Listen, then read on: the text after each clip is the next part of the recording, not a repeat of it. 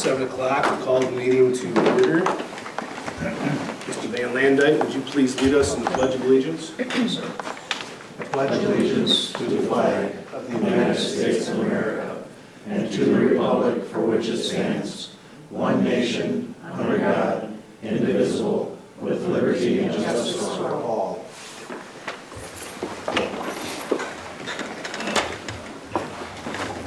Records show Mr. Huntimer is absent. All the board members are present. Mr. Ford, has public notice been given? Yes, it has. It's public comment.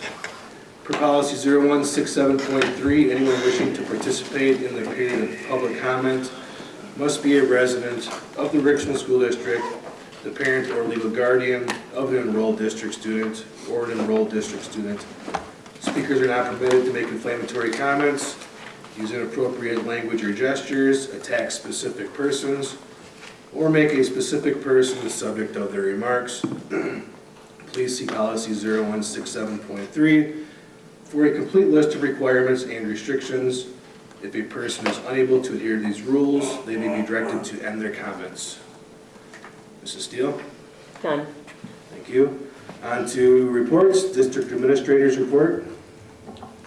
Okay, a handful of reminders and things to let the board and public be aware of. First of all, this Friday, November 1st, yes, it is November, but this Friday is an in-service day, so we will have no school for our students on Friday. Secondly, some election reminders for next spring of 2025. We have 2 school board seats that are open for next April. We have the Area 2 West. Area 2 West is composed of the village of Boaz and then the townships of Bloom, Sylvan, Marshall, Aiken, Dayton, Richwood, and Eagle. Right now that position is held by Mr. Unbehan to my left, as well as Area 3, which is a city seat, and that is one of 2 city-dedicated seats, and that is currently held by Mr. Huntimer. And so those 2 seats are up for election. Anyone in the public or our incumbents that are looking to declare candidacy, they can do so anytime after December 1st. So if anyone asks, anytime after December 1st, they can fill out their candidacy paperwork.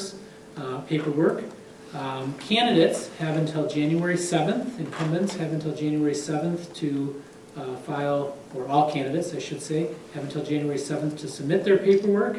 And then if there are any incumbents, Mr. Huntimer or Mr. Unbehan, if you choose not to run, then that declaration of non-candidacy needs to be filed by December 27th. Okay, so December 27th, if you're not running, January 7th for all of those who are running. And again, if you have any questions, or if anyone in the public has any questions regarding that process, whether they qualify, whether they live in the right area, or just looking to learn more about that, they can contact district office, talk to Mrs. Steele or myself. And then finally, just a reminder to the board members of the upcoming State Education Convention that is in January. It's January 21st through the 24th. We do have a block of rooms blocked off for any interested board members and administrators that would like to go down to that. If you are interested in going this year for all or part of it, please contact Laura Steele in the district office. If we could set a tentative deadline of December 1st for final announcing of whether or not you would like to go. I believe on December 3rd is when our room block gets released for those that aren't wishing to go. So by the 1st of December, that would be great, and I'll try to remind you at the next couple of board meetings as well. That's all I have. Any questions from the board? Thank you. All right. Board member reports.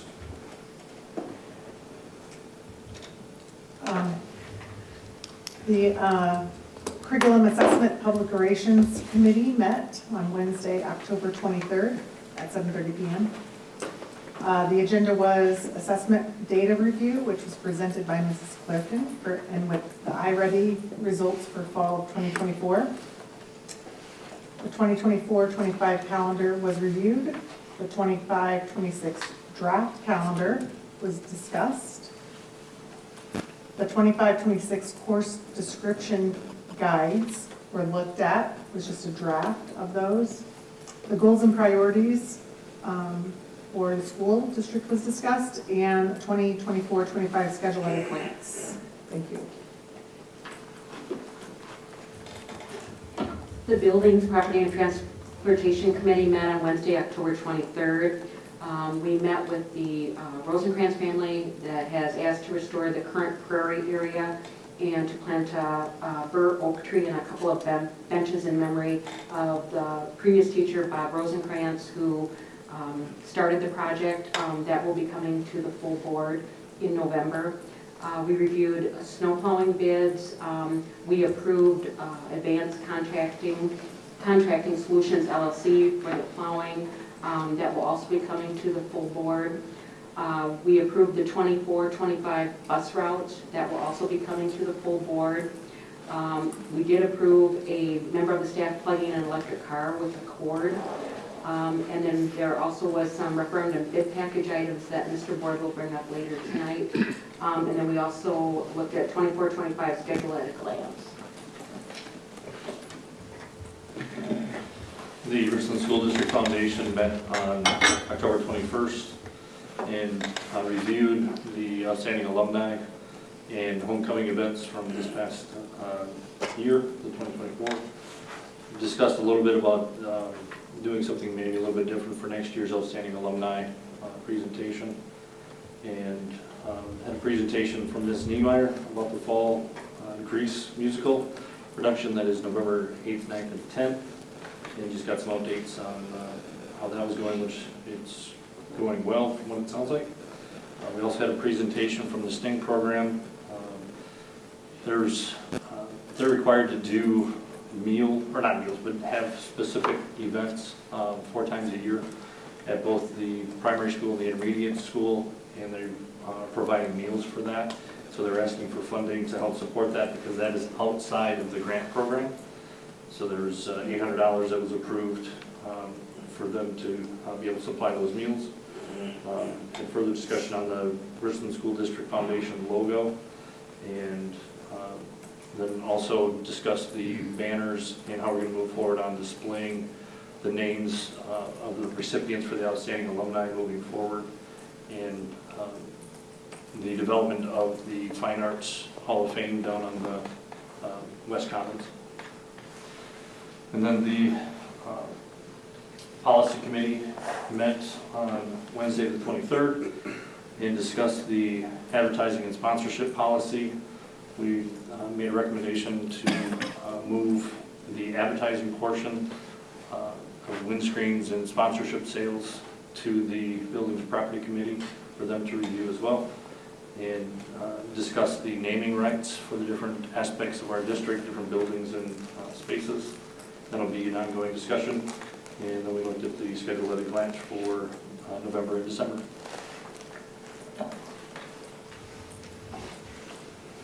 Thank you. On to the minutes. I'll make the motion to approve the prior meeting minutes of October 14th, 2024. Is there a second? Second. Seconded, Mr. Van Laan. Discussion? Van Dyke? Aye. Aye. Aye. Aye. Aye. Aye. All right, financial items. The approval of statement of cash and invoices. I move we approve Community First Bank general checking accounts checks number 86649 through 86756, ACH number 242501942 through 242502172, and EFTs 202400044 through 202400049 for a net total of $1,021,641.31. This is for the purpose of general operating costs of the district. Motion was made by Mr. Doudna. Is there a second? Second. Seconded by Mr. Van Landijk. Mr. Bosworth, anything you want to point out or add? 2 things to point out tonight. Page 11, about a third of the way down, you will see page 11 of the invoices, excuse me. About $19,000 there, and the description says 2 pass-throughs. So if you've ever been if you're ever going through the line to get food, right behind the servers, there are some stainless steel, some big things with doors. Those are original to the building, and they're basically like warmers, and they have doors that open on both sides. So after they're done cooking, they can put them in the passage on the other side, store them there in between the lunches. We have 3 of them. 2 of them went kaput. And so this is of a threshold, dollar threshold that would typically, we would use a bid process, but when it's for things like this and we just want to speed it up, we certainly sought out prices and used a sourcing company to help find best prices as well. But we did purchase those, so I'm bringing those to the board's attention tonight.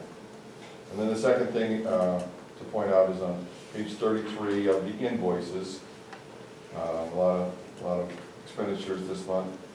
Towards the bottom, you'll see the second and final payment for the roof work that was done this summer, around about $400,000 there. So those are my 2 pieces of information for tonight. Okay, thank you. Discussion?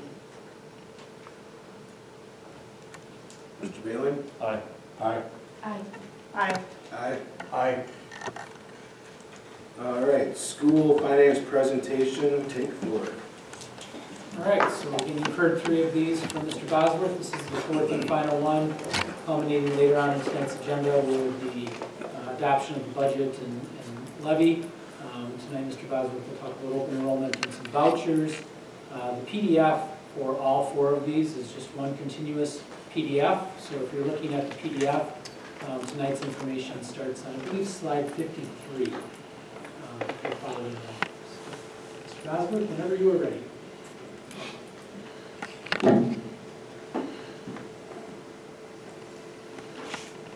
All right, open enrollment and vouchers tonight.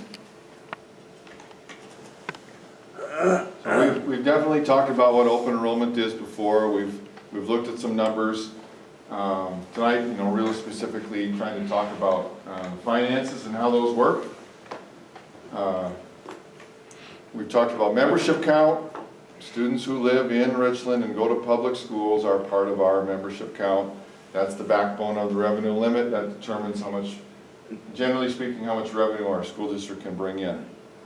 If another student enrolls into our district, maybe from Hillsborough or Boscoville or something like that, essentially $8,962 follow that student. So that's less, really than the dollar amount that's figured into the revenue limit, but it's still significant. And of course, that same dollar amount would follow a student when they transfer out of Richland into another public school district somewhere else. And it should be noted that there is a different dollar threshold for students with disabilities when they transfer. That threshold is higher because often students have more significant needs and they need more dollars to follow them. This money comes in and out of Fund 10. It impacts our revenue and our expenses. And of course, you guys know you have to approve all open enrollments in and out. And what I'm trying to show here, this is that hypothetical school district we've been looking at for a long time. These numbers are the same there. They have a line 11 there. The total revenue is $10,243.748. Their line 14, their levy is $3,243,748. $3,243,748. So this,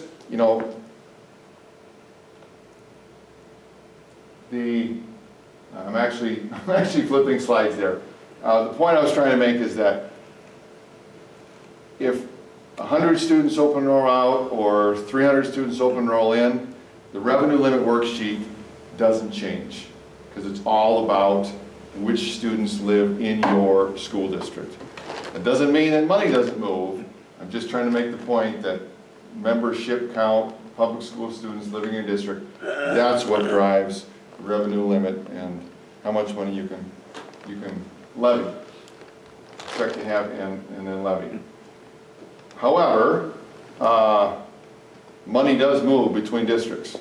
And Mr. Board gave a presentation on the open enrollment numbers before, so we don't need to get into those. But the dollar amounts for the students who at this point have said that they're going to be open enrolling into our district, that brings in about $969,322 into our district. And then of the students that are choosing to open enroll out, that sends $2,372,246 out. Basically what happens is the state sends us aid payments throughout the year. On the last aid payment, they kind of reconcile the difference. So we would have a net dollar amount leaving our district of $1,402,924. The thing to keep in mind though is that, you know, there are fewer students, right? With fewer students, there is expected to be fewer costs to a degree. It's not quite one-to-one, but of course there would be fewer costs. So that's open enrollment, which we've definitely talked about before. The voucher system, I think, is going to be interesting to you because this is not something that we typically talk about.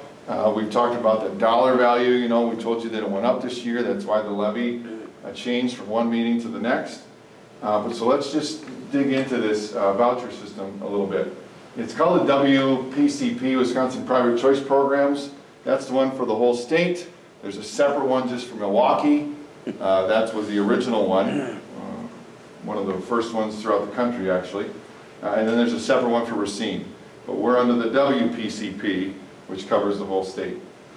Basically, this is that if a student, non-public school student, meets an income threshold, which I'll show you in just a second, and they opt into a choice school. Not all private schools are choice schools. They have to choose to be a part of the program. But if a student with a qualifying income level for the family goes to a choice school, then $10,237 would go to that choice school for a K through 8 student, and $12,000 out of the dollar value in the slide coming up here follows a 9th through 12th grade student. Okay. The income thresholds are as stated here for the 24-25 school year. I think those are adjusted each year. Those are set by the legislature.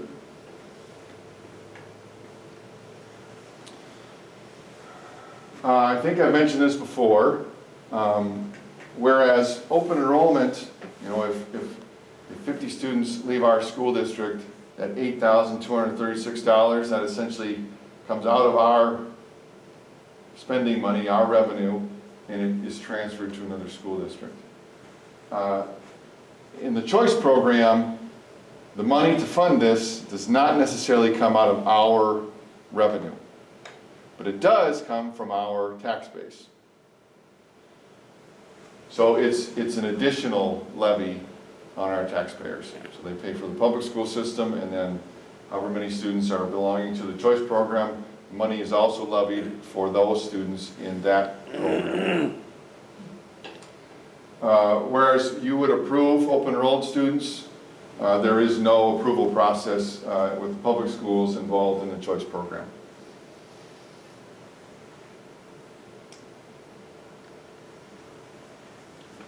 Okay, so some numbers. There is a cap, a 9% cap. So that means that if our membership this year in the public schools was 1,273 students, 9% of that is 115 students. So that cap is set there to say that 115 students or fewer could be a part of the choice program. The 116th student would not be allowed to be a part of the choice program. They would have to be put on a waiting list. Our actual number this year, in blue there, of K through 8 students is 73.9. Of course, 0.9 is an FTE. 4K students and kindergarten students don't count as a full FTE. So at least 74 kids And then there are 12 students who are in the 9th through 12th grade that are opting to go to a choice school. So the grand total of those two in red is 85.9. 85.9 is less than 115, so we have not reached that 9% cap for 24-25. And the way the dollar value comes out is you take your 73.9 times the $10,237 for every K through 8 student, and we have 12, 9 through 12 students, there's that dollar value, $12,731. Put those two together, that's the $909,286.30. We were anticipating right around 700,000, so that was a big jump for us.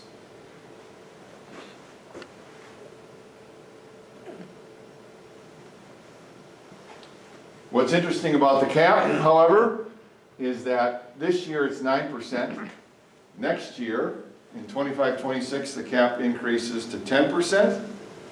And then in 26-27, the cap goes away. So if, 12%, whatever 12% of 1237 is, if that many students wanted to become members of the choice program in the 26-27 school year, they could do that.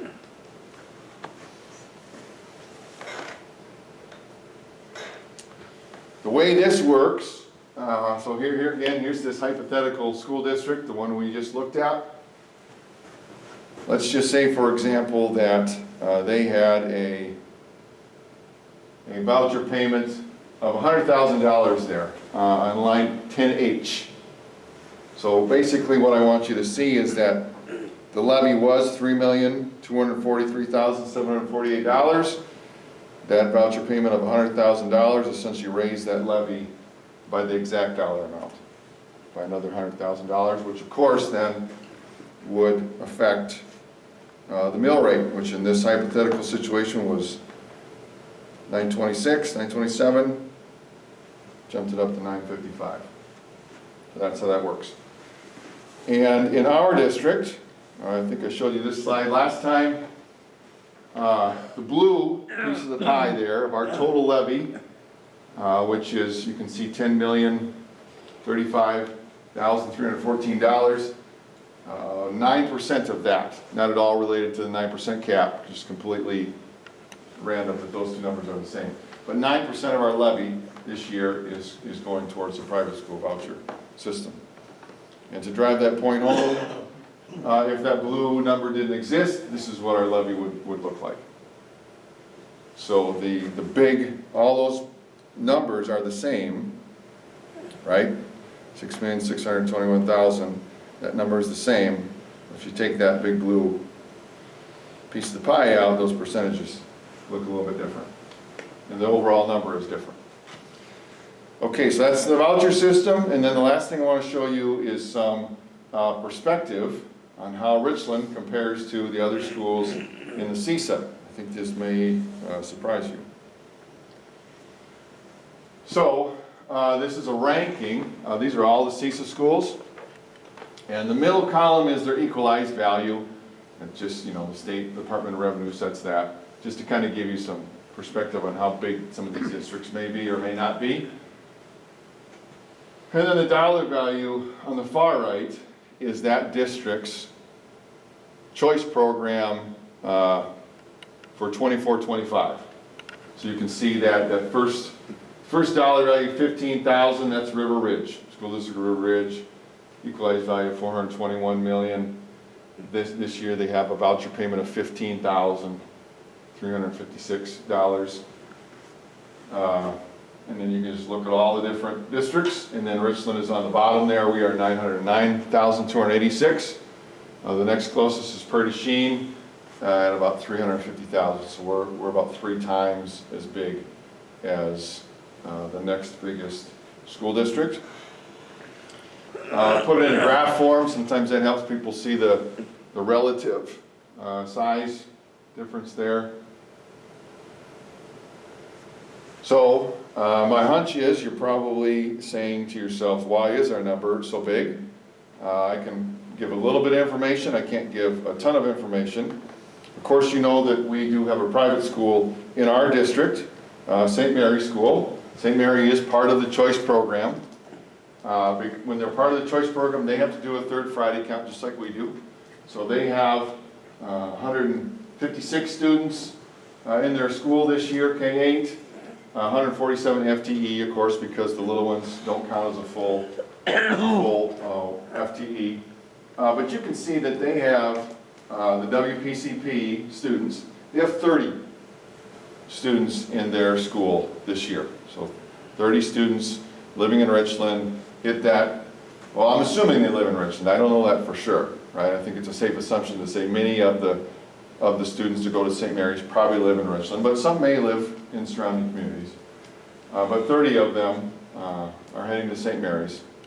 So, and they're K-8, so you take that 30 times roughly $10,000, that means that St. Mary would receive about $300,000 this year. But of course, our payment is $900,000 this year, so obviously some students are going to some other schools.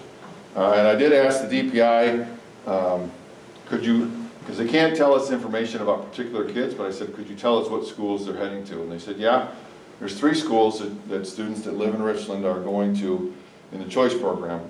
One is St. Mary, the second is St. Ambrose in Madison, and I did a little research, just visited their webpage.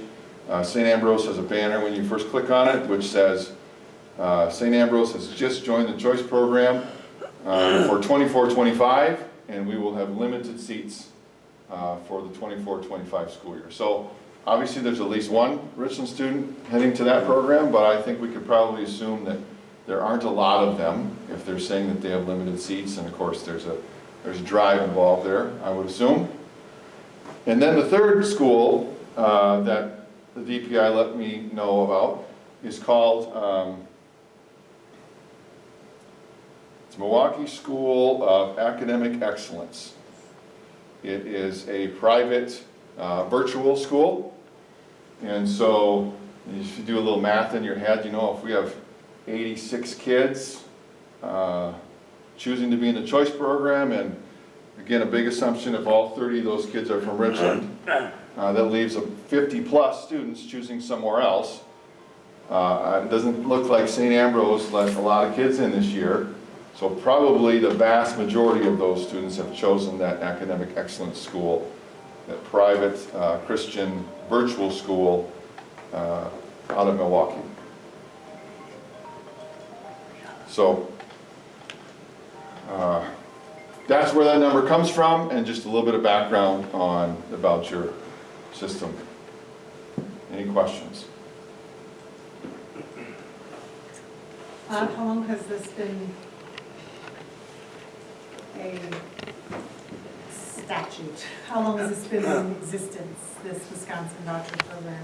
Yeah, good question. I'm not an expert on the voucher program. I know the Milwaukee system, I believe, has been in place for a number of years. It was one of the first voucher programs across the country. And then it expanded. I want to say 2015, 2016 is kind of when it expanded across the state, I think. So with using St. Mary as the example, with having the 30 kids, those are just the students that qualify for the voucher program then? So that number could potentially go up, it could go down depending on the students that are actually enrolled in St. Mary? Correct. Thank you. Is there, I have a couple other questions. Sure. Is there an application process for this voucher program, the same way that there's an application process for open enrollment? Do families apply? Do schools apply? Well, I believe individual private schools have to apply to be a part of the program. I think that fairly confident of that, and then I believe families have to apply. Yeah, I think, let me be more clear on my question, sorry about that. You covered in your presentation that schools have to be accepted, but then when the individual students apply for the voucher, does the family apply for that student, or would, and perhaps you don't know this information, that's fine, I don't either, that's why I'm asking, or would the school then apply for that student? That's a great question. I don't know for sure. My assumption is the family would apply. Okay. have another one, but I forget it. If it comes to me, I'll let you know.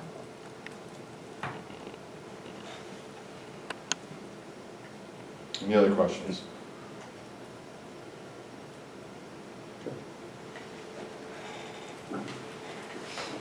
Thank you. You're welcome. Mrs. Steele, the consent agenda items. Motion to accept the consent agenda as presented. Motion to accept a donation of $250 to assist with unpaid lunches, school lunches from Compeer Financial.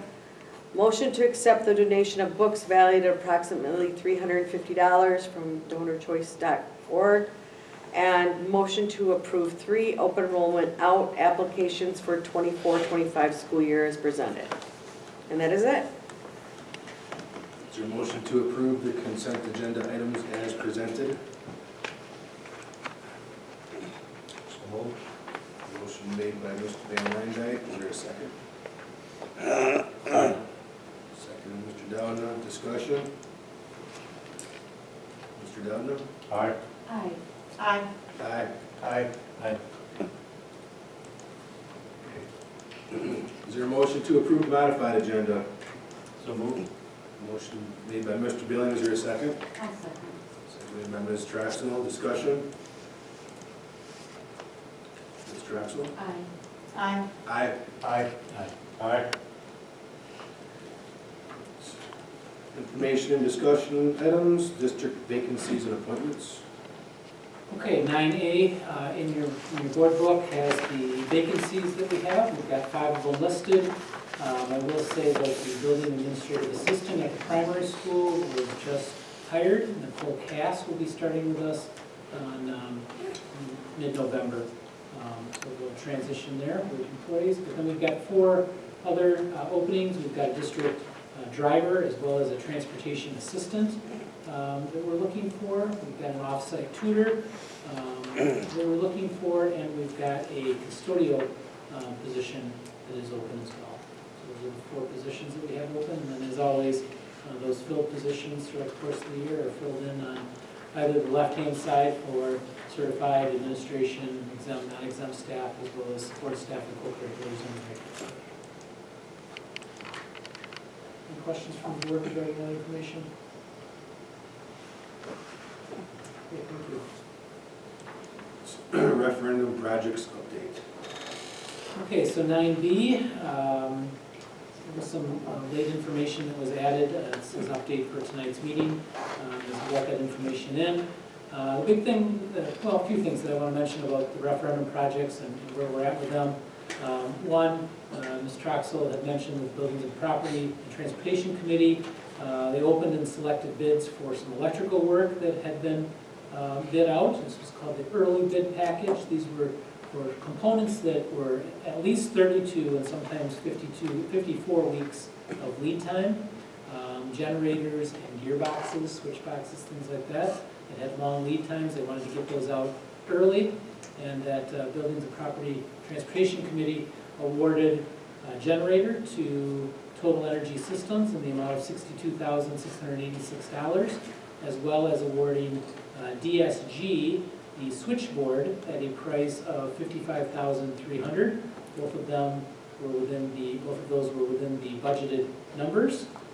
You can see the bid specs, excuse me, not the bid specs, but the bids received are in the attachment in your board book. Any questions on the bidding process, either for Buildings and Property or myself? Okay, just taking some bite-sized pieces. Okay, then we are almost done with the design phase at the primary school. In fact, this Thursday is going to mark the 100% milestone. See no reason why we wouldn't reach that. I would say right now we're about 99.8% done. Just one little thing that I believe they're trying to tidy up before we meet with Nexus on Thursday. So the design phase for the primary school will be 100% complete at the end of the day on Thursday. And so that will mark the bid process for everything else related to the primary school. That will be happening in the coming weeks.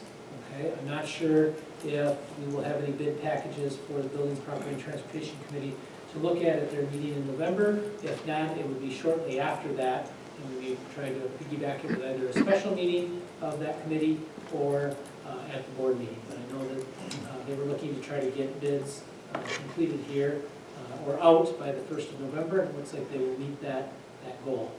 The intermediate school is about 50% done with their design phase. Right now that is scheduled, the design phase is scheduled to be completed in early February. We're actually a little ahead of schedule on the design phase, and so we may be looking to bump that up to a January completion. And again, same kind of process, anything that requires early bid packages will be sent out as soon as we know that information as far as where things are going and what's happening with those long lead time items within the bid process in more detail to follow up after the design phase is done. And then, again, well, maybe I'll stop right there. Any questions on design phase or where we're at with those two buildings in particular related to the projects? The design phase for the primary school, is that for the redesign on just the parking lot and bus lanes, or is that the overall? The overall, all the bathrooms, tiles been picked out, the classrooms that need new casework because they're getting renovated in some capacity, all of that's been finalized or will be on Thursday. It should be the whole ball of wax. Thank you. Again, again, I'm just reminding the board and the public, this is a unique referendum. We're not adding a wing or building a new building, right, where there's just a lot of things that are starting from scratch. Just a lot of deferred maintenance, a lot of upgrades for ADA. Of course, HVAC is included in there.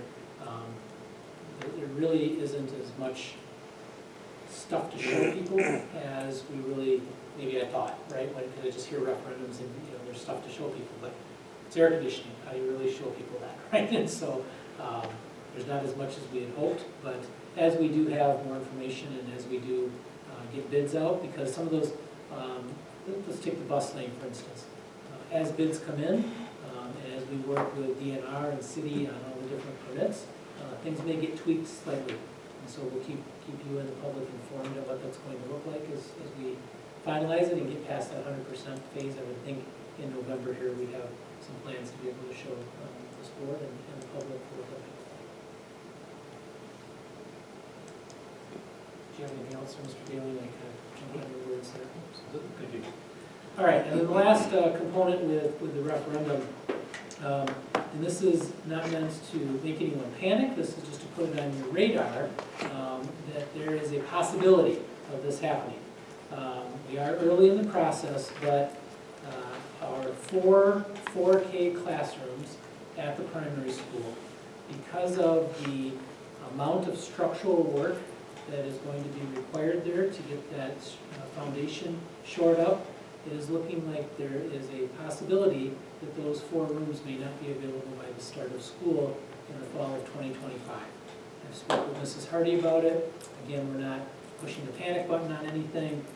We're not making any moves at this point. We're going to kind of wait and see what this looks like, but behind the scenes we're having some discussions about what could it look like on a short-term basis to start the school year if we have to relocate 4K classrooms, and what are the different options that we have. So much more to come. We're optimistic that we're not going to have to do anything, but I do think we're probably going to have to at least plan for it, and then if it doesn't come to fruition, that's great, right? But I want that on the board's radar, that is a distinct possibility that we will at least have to be talking about it at some point. More to come on that. Okay, any general questions from the board or anything that I hit on regarding referendum, the projects, and where we're at? If I may ask a question, and I'm not sure this is appropriate or not, but very recently we had one of the teachers from the intermediate school was involved in a head-on crash. And I think we as a board should express our deep sympathies to the family for that. And I was wondering if there's any information that you can share on that. Oh, no, I'm sorry. Not posted. I think we'll talk about that on the agenda. So, or even though it may not be posted, I think we need to acknowledge that. Like I said, I was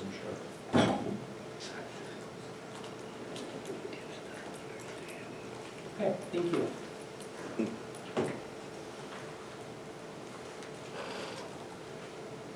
All right, goals and priorities update. Okay, so this was shared at our Curriculum Assessment Public Relations Committee. I'm going to try to give the board some updates as well. Of course, very early in the process, so a lot of this is more conceptual. I shared our open enrollment out numbers, and just our general enrollment numbers at the last board meeting. And I did mention that we're going to do a deep dive into those numbers, really try to hone in on what's causing them so that we can set those priorities that support this goal, because this is our number one goal, right? To retain more of our resident students to choose the Richland School District as opposed to other educational opportunities through the open enrollment program. And so as we have those 4 different priorities to support that goal, centered around student well-being, consistent classroom environments, distinguished staff, and then some of that PLC and curricular work, in order for us to really get into specifics on the best way to do those, I think we need to know what those numbers mean. We're diving into them, and we're really scrutinizing those numbers and trying to figure out what they mean and what they tell us as far as from the data. I don't have that information right now, but it is being done.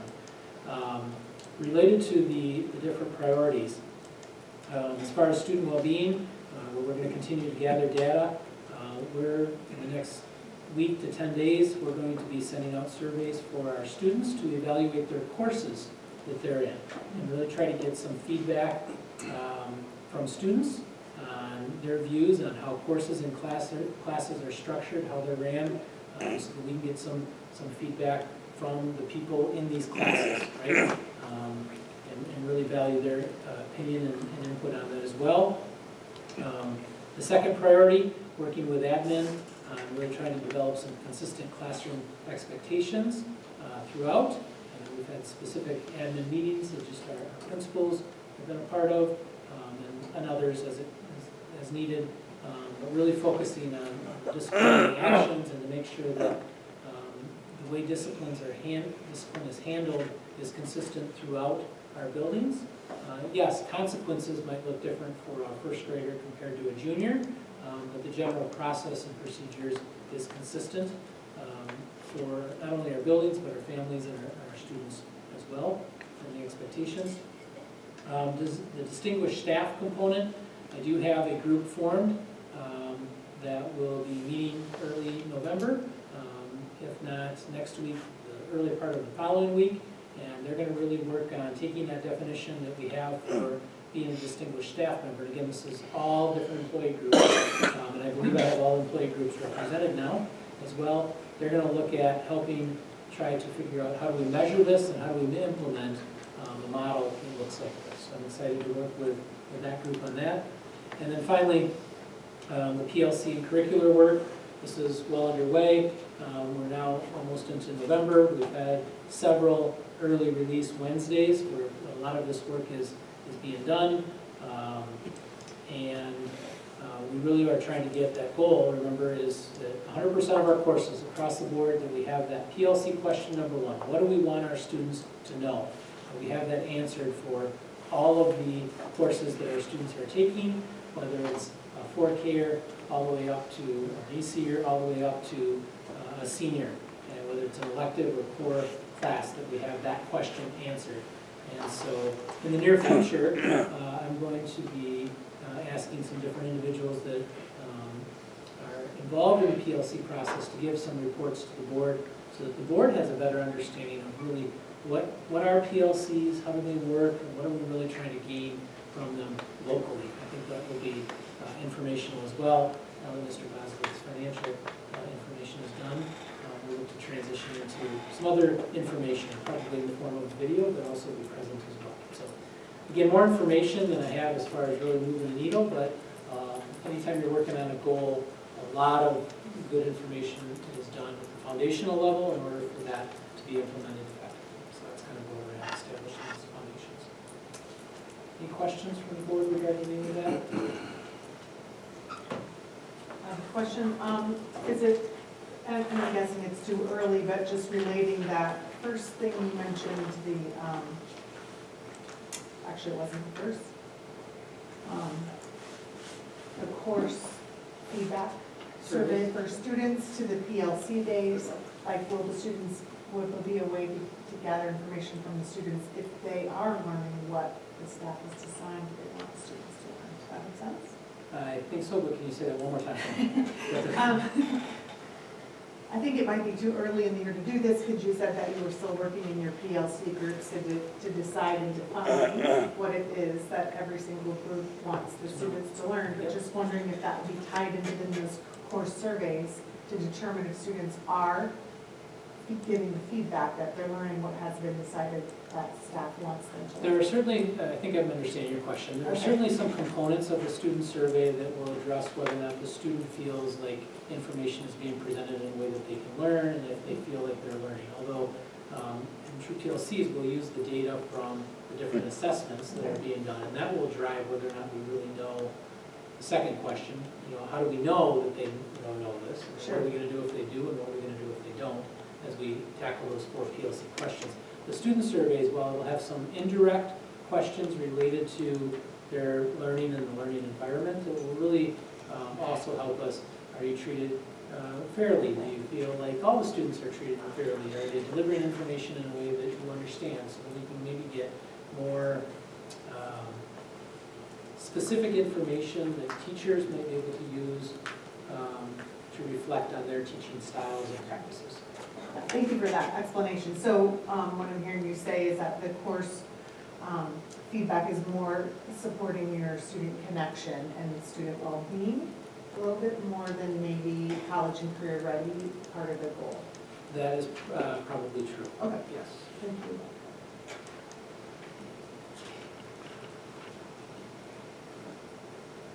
Any other questions?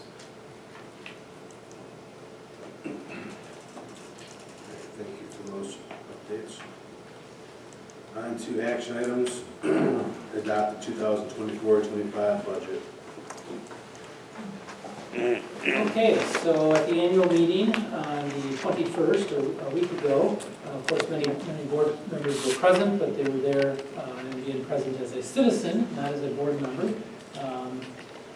The community, the stakeholders adopted a budget.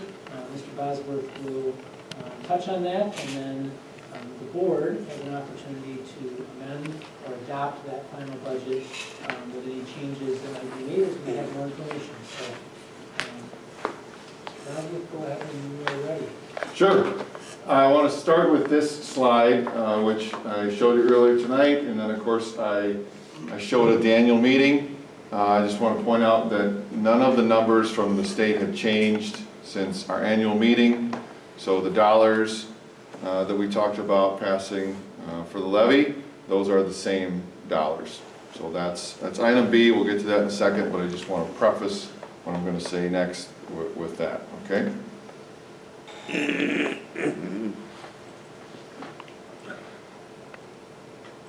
So there are 2 different documents that you have seen before. You've seen this local budget document, which just disappeared for some reason. I'm totally sure. Let's try that again. All right, there we go.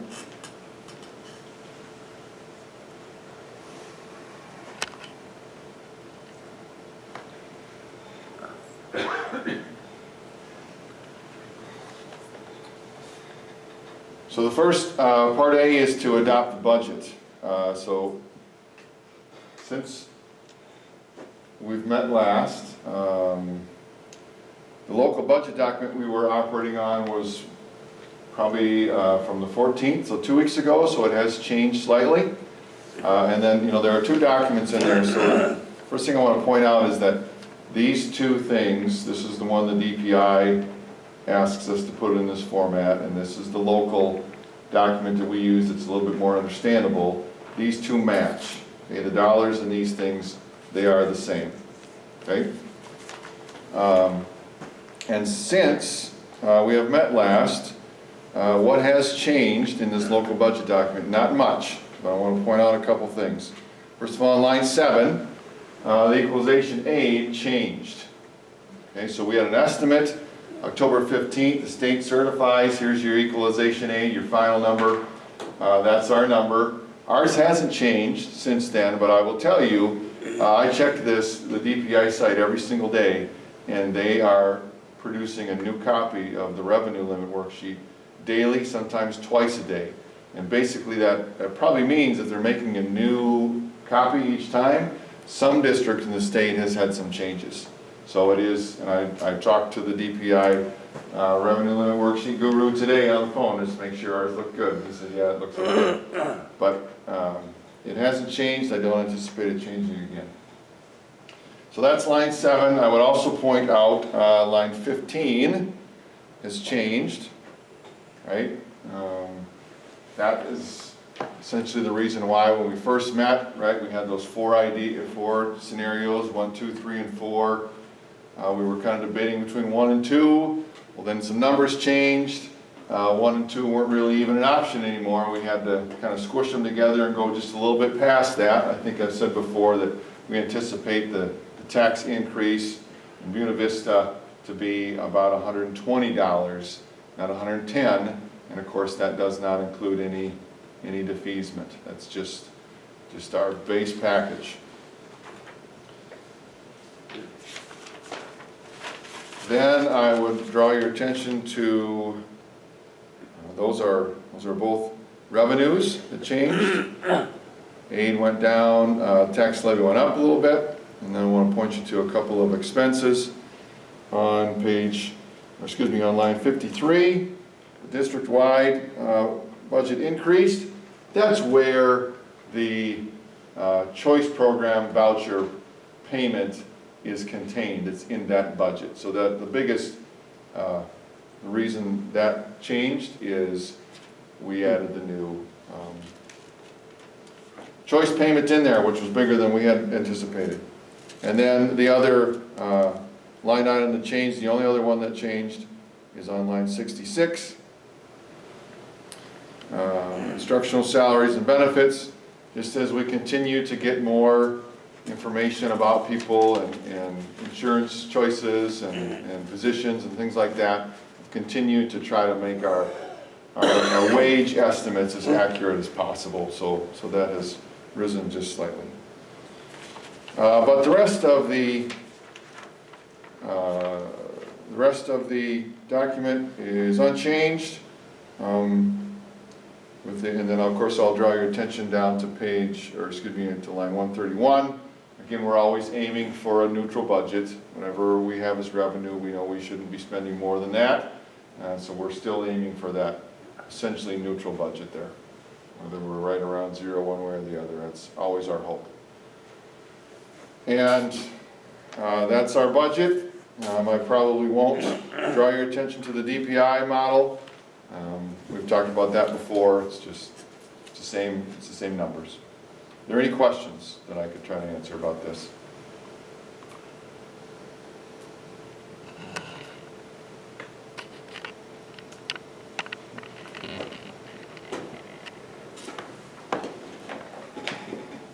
No questions from the board?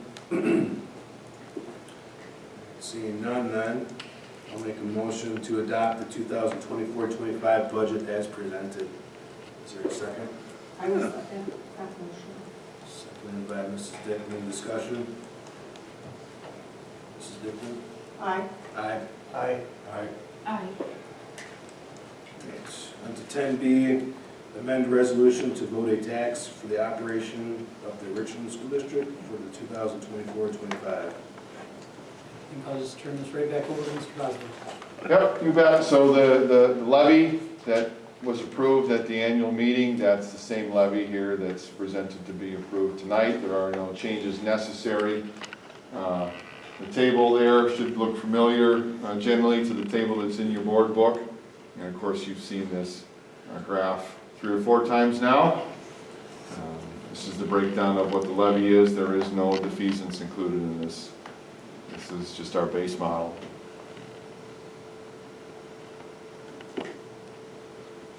Any questions that I can answer? And we put it at a mill rate of 876. 876.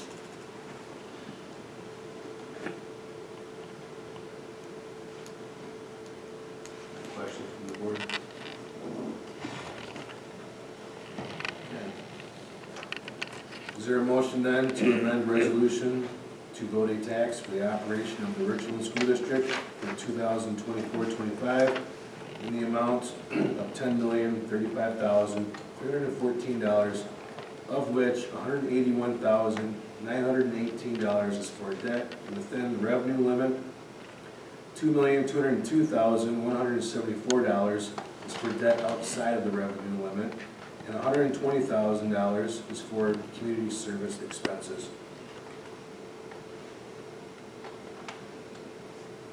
So moved. Motion made by Mr. Van Landijk, is there a second? Seconded by Ms. Troxel, discussion? Aye. Aye. Aye. Aye. I'll make a motion to move into closed session pursuant under statutes 19.851C and/or F as appropriate to consider employment, promotion, and compensation of employees for purposes of discussing individual employee hiring and administrator evaluations, and Wisconsin statutes 118.125 to discuss student open enrollment applications and individual people information related to those applications. Is there a second? I'll second. Second by Ms. Troxel. Discussion?